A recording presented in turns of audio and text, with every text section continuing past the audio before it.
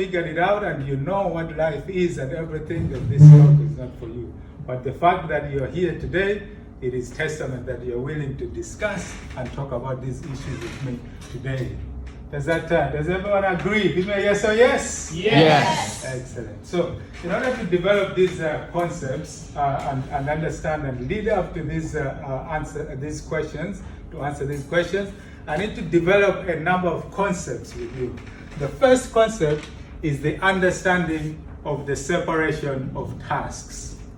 So, separation of tasks. Now, by show of hands, show me your hand if you've got kids, young kids. Yeah. Do you agree that if you ask a young kid to go and make their bed, they will either probably make the bed or not? Show me a hand if you're married. Any married people in here? Ask their partner, the husband or the wife, to go and put up the bins. Do you agree that sometimes they will put them out, sometimes they will not? Progressive here, they'll put up this great event. People, all of you, you've turned up. Some people haven't turned up. What does that mean? Anything that is not your control, anything that you cannot control, is not your task.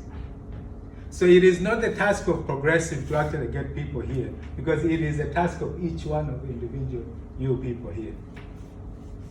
And the source of all emotions is all these interpersonal relationships. So if you ask a child to go and make their bed and they don't make it, we feel, oh, this emotion, maybe they're challenging our control. But in the first place, it's not your task. It is the task of the child. So it is an important concept to understand separation of tasks, so that you can begin to understand that you need to control those emotions, because anything that you cannot control is not your task. Does that make sense, everyone? Give me a yes or yes? Yes. Excellent. The second point to understand, the second concept, is that of self-acceptance.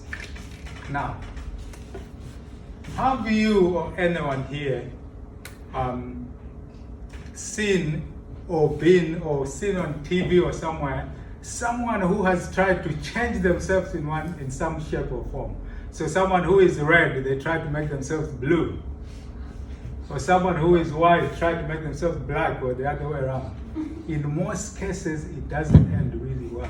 It is important to accept yourself for who you are, because you are a unique individual. There's over 7 billion people in the world, and each one is unique in their own specific being. So you need to accept yourself for who you are, because when you accept yourself for who you are, you begin to embrace your own capabilities and the things that you can do, things that you are capable of. So that is an important concept to understand, that you need to accept yourself for who you are, because you cannot change yourself. Does that make sense? Give me a yes or yes? Yes. Yes. The next concept to understand is the confidence in others. So confidence in others. Have you been to an event or heard of an event that someone was inviting you to, and you knew of the person who was going to be speaking, or maybe it was a comedy event and it's comedian, and you thought to yourself, that person is S-H-I-T. And when you turn up to events with prejudged or judgments of the people that you're going to listen to or meet, without confidence in them, you undermine the message that you are going to get from that. Because in most cases, those people could actually turn up on their best day with the best content and best information.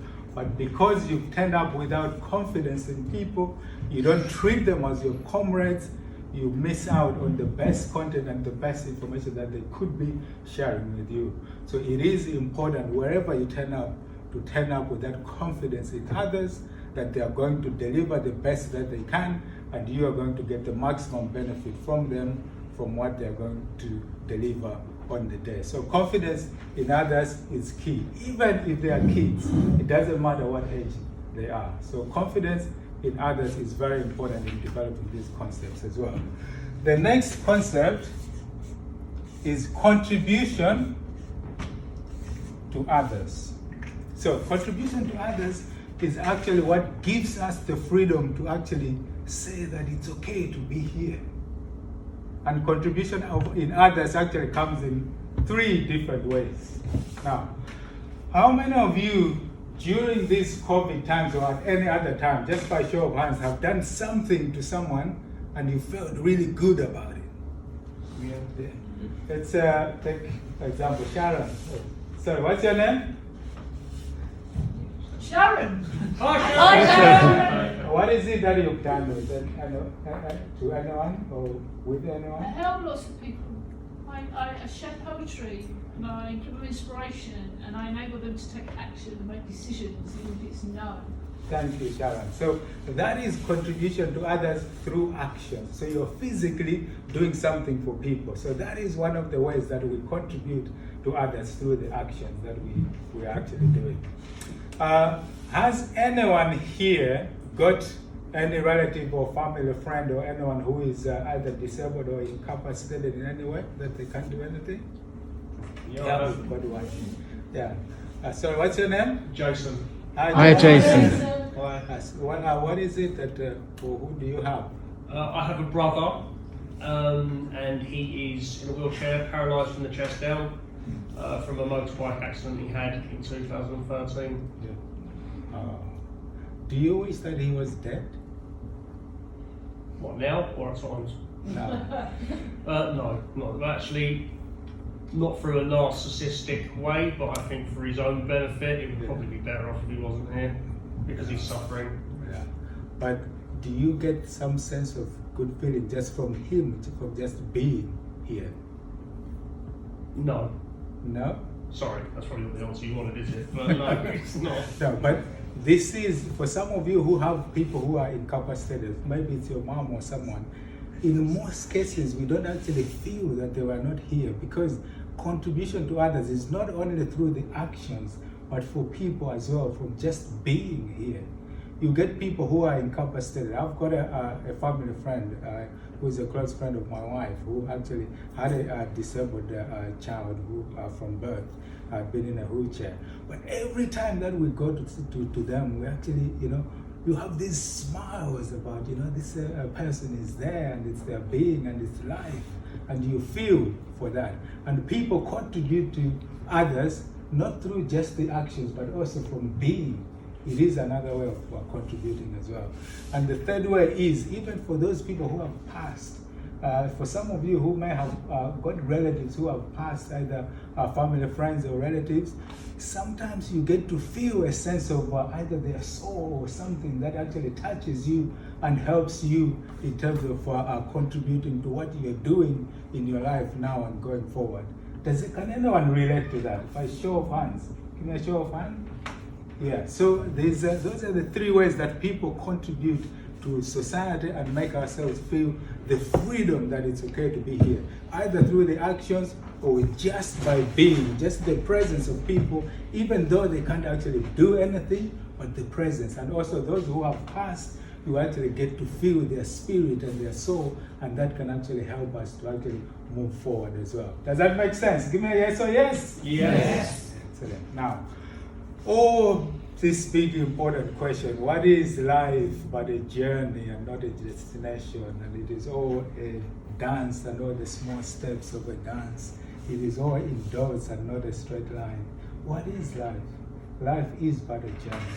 How many, anyone here who has run the London Marathon or did any big event such as the 3 Peaks or anything? That is quite a big feat. What did you do? So what's your name? Paul. Oh, I've done the 3 Peaks and I've done the London Marathon. Wow. well done. So when you are doing the London Marathon, what was it, in the days leading up to the marathon, what was involved in the whole Pain. Was there a lot of training, a lot of fundraising, a lot of things? Yeah, the build up to it was a lot of training, and then the few days before you tail the training off and you start it. Yeah. So if on the day of the London Marathon, if you had, let's say, sprained your ankle, broken your leg in a way that you couldn't do the marathon, would you have considered that a failure? Yes. But wouldn't you have thought that you've actually enjoyed the journey of building leading up to it? I enjoyed the journey, but there had to be an outcome, and the outcome was running the race. I would have been pleased with the effort for charity and the money that was raised for charity. But exactly. So that is all part of the journey. How about when you did the 3 peaks? What was it for? Because you could have just taken a helicopter, went on the 3 peaks 5 minutes and came home. You would achieve the goal. Why did you have to put yourself through the pain and the journey? it was actually for a stag do.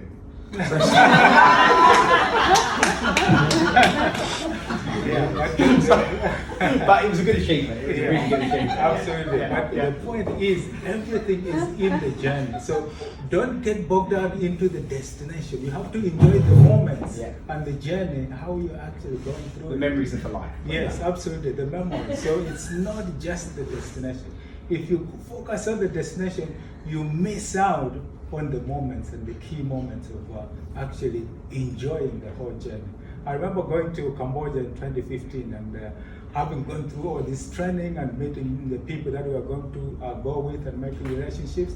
And one of the ladies there on the first day, sprained her ankle and she couldn't actually do the whole event. So she had to be carried on a donkey and these mopeds for the rest of the time to do the journey. But when she was asked how she felt, she still recalled the whole journey of actually getting to make these new relationships, going to a new country, and also meeting people. So it wasn't just the destination of doing the 100 miles or the 100 kilometers of walking, but the whole journey as well.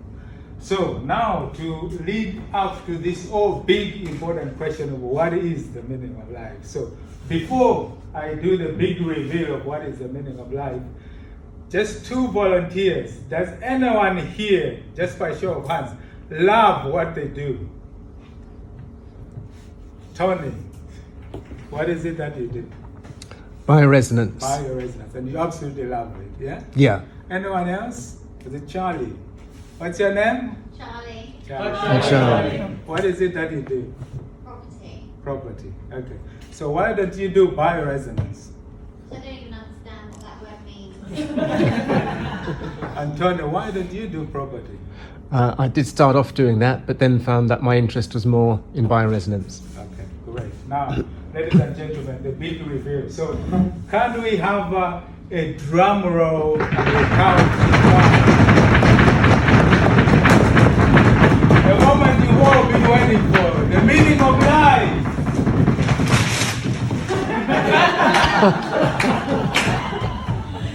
Ladies and gentlemen, there is no meaning to life. I can see all the excitement in your face. That big important question has now been answered. Except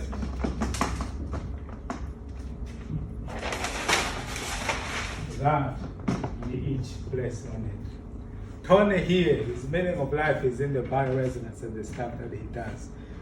Charlie here is how meaning of life is in the property and everything else that he does. The likes of Boris Johnson and all those public figures, their meaning of life is in the public service and the things that they do.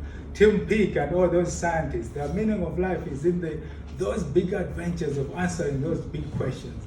You've got scientists, you've got teachers, you've got engineers. The meaning of life is individual, it's different to each one of us. Yeah. So by the time you separate your task and understand that anything that you cannot control is not your task, by the time you accept yourself for who you are, you have confidence in others and you contribute to others, you begin to develop and understand what the meaning of life for you is. Because imagine if all of us were doing bioresonance, who is going to do property? Those people.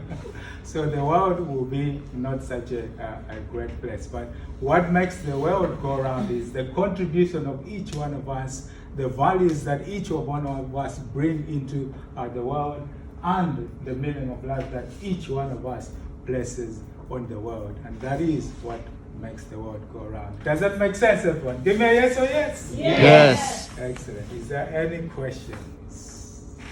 Please can we give Alex a huge round of applause?